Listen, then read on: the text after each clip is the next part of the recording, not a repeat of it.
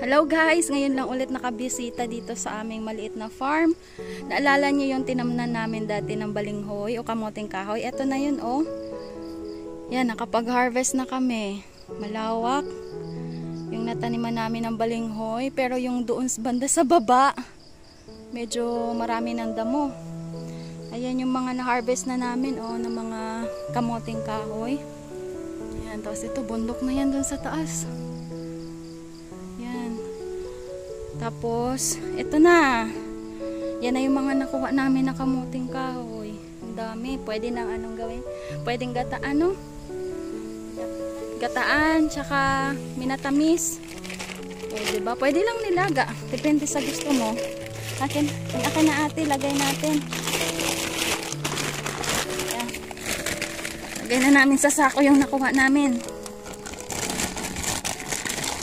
Oh! Dami.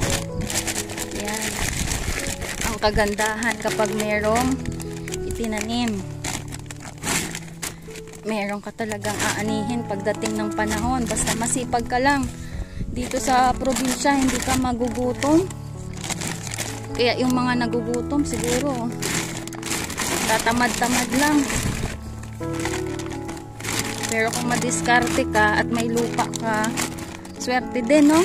Kung may lupa ka, matamnan mo, hindi ka na talaga magugutom. Meron ka ng harvest. O ayan, no? Kagaya nito. Tinanim namin to ng friend ko. Ayan. O, diba? Kalahating sako.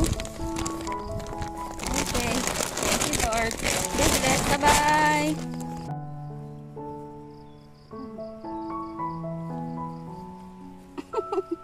Bahoy ah. Bahoy ito.